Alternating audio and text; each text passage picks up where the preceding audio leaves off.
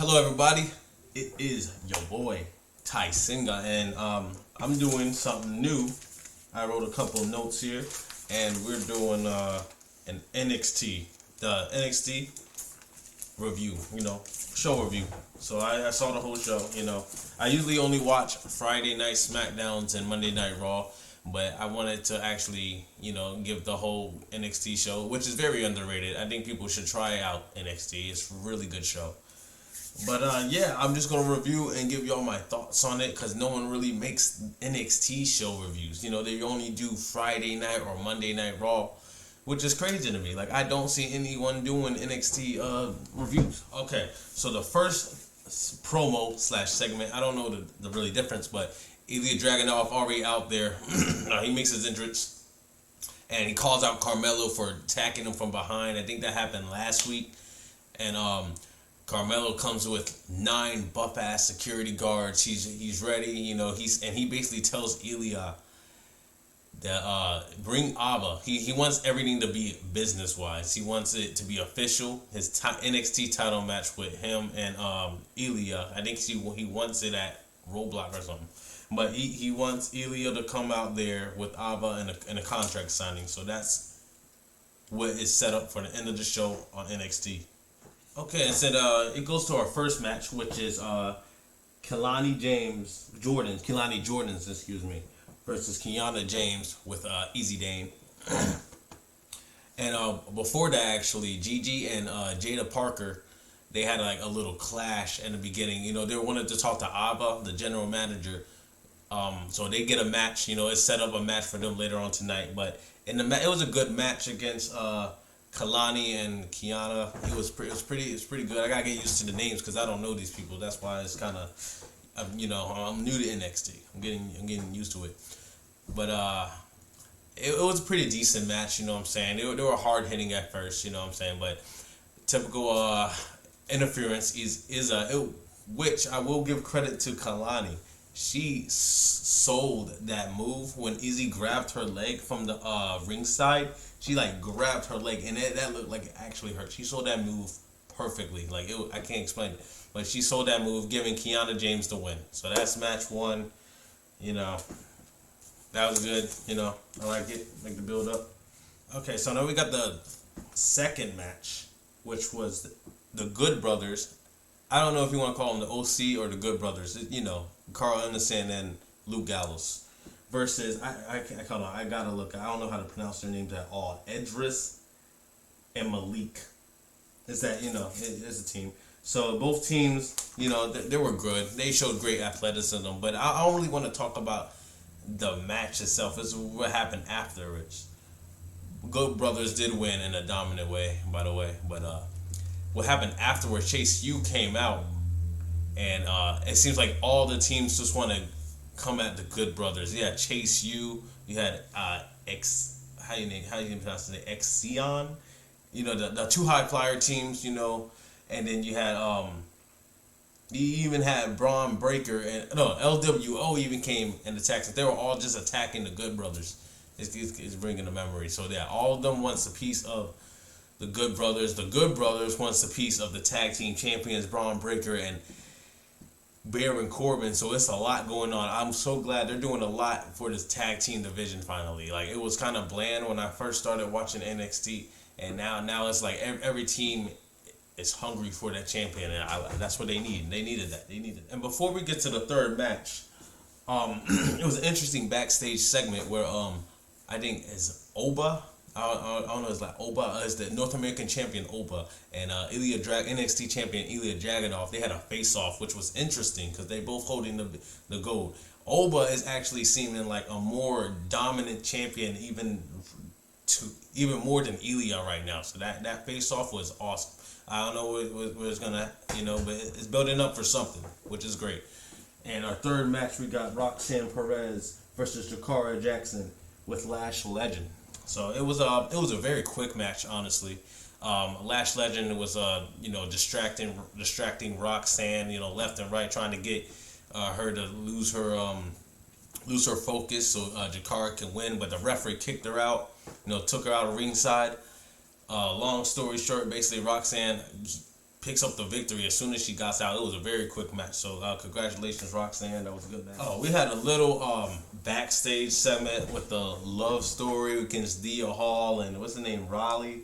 Raleigh wasn't featured this NXT, but it was JC Jane and telling Thea basically that her energetic self, her real self is a loser, and basically derating, manipulating her, derailing her, being JC, that's her character is great, and she's conflicted right now, so we got a little bit of story on that.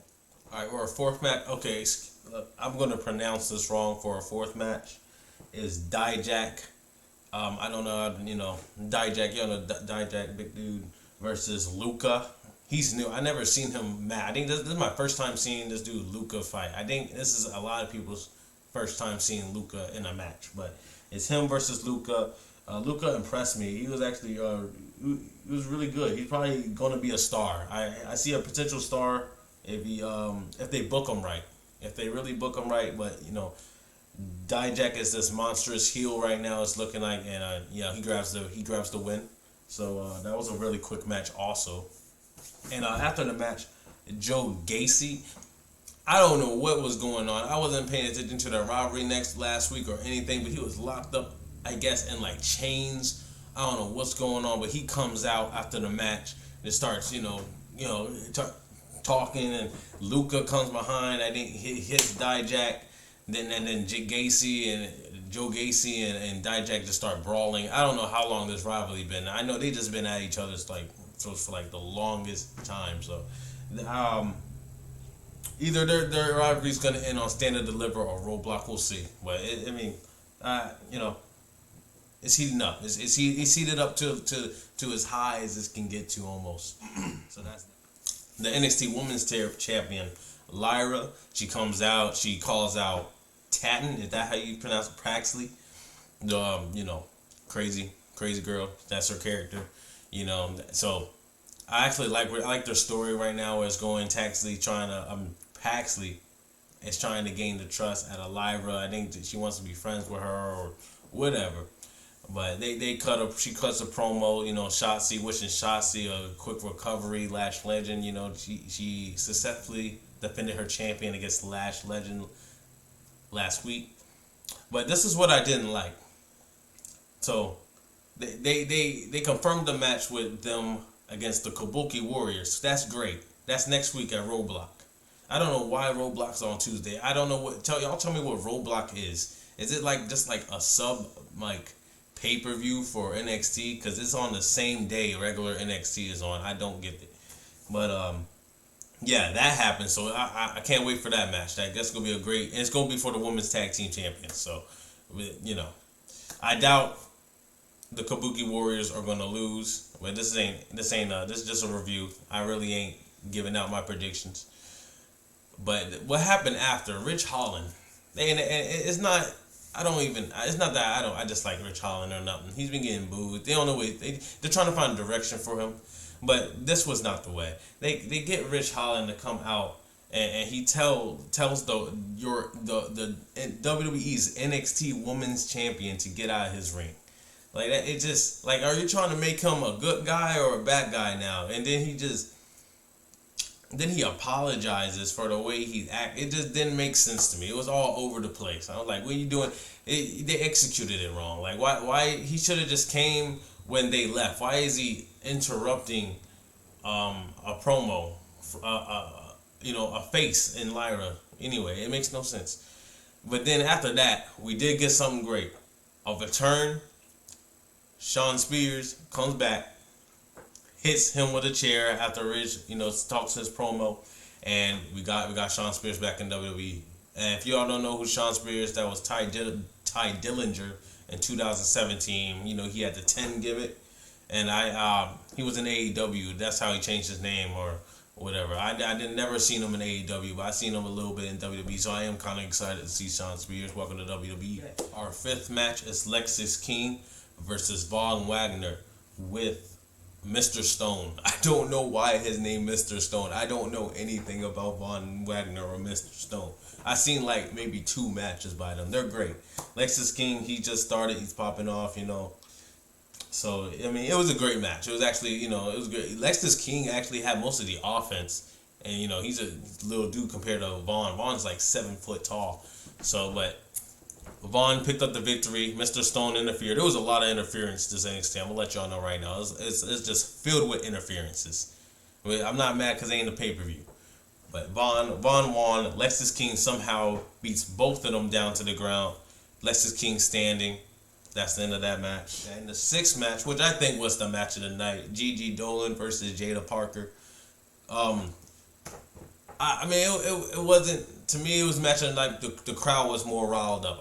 Anytime the crowd is feeling the match, it gives the match points up, because the WWE universe is everything. When they're loud, the match is loud, So it was a decent match, but another interference. We got another interference, man. Ariana Grace, I don't know what they're doing with her character. After the what was it? It was like that contenders thing for the NXT champion.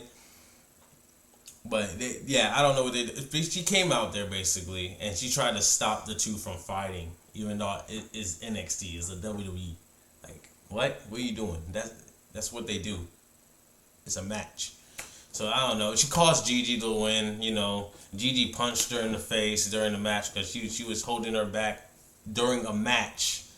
Jada Parker, she gains momentum. Jada Parker's on fire. She has just been stacking up wins. I think WWE sees big things in Jada Parker, so that's good. That's it. I guess we're gonna have a rivalry with Gigi and Ariana slowly building up, which is fine. I'm down for that. And then we got the main event, which is Noam Dar versus Charlie Dempsey for the NXT Heritage Cup champion. Somebody please tell me where that came from. I don't even where did this Heritage Cup thing came from? Like it don't it's just out of nowhere. Like I mean, I know it's there. I know it's a thing, but how did it become a thing? Like what is this? Anyway, match was good. You know how so basically, if y'all don't know how these matches works, it's 5 rounds of 3 minutes. When it comes to this, that's what I do like about this Cup Championship. It's different. It's different from the rest. It's like, it's a match stipulation for the Cup.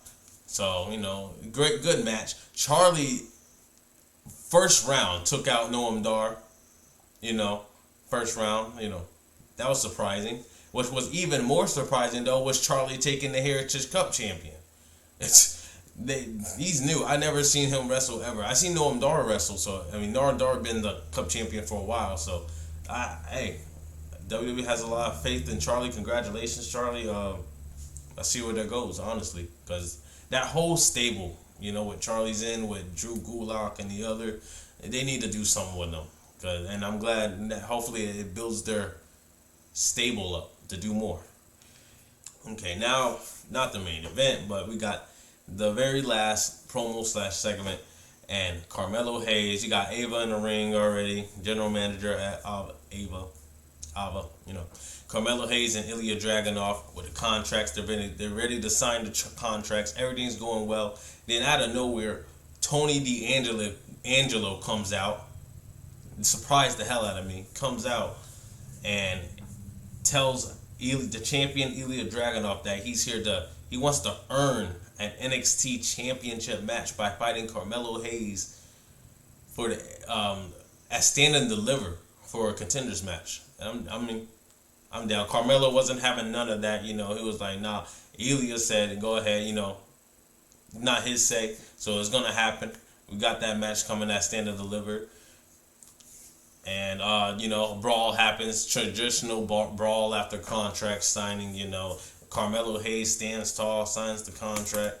What happened to my screen turned off. I don't know if y'all saw that, but yeah, that's basically what happened.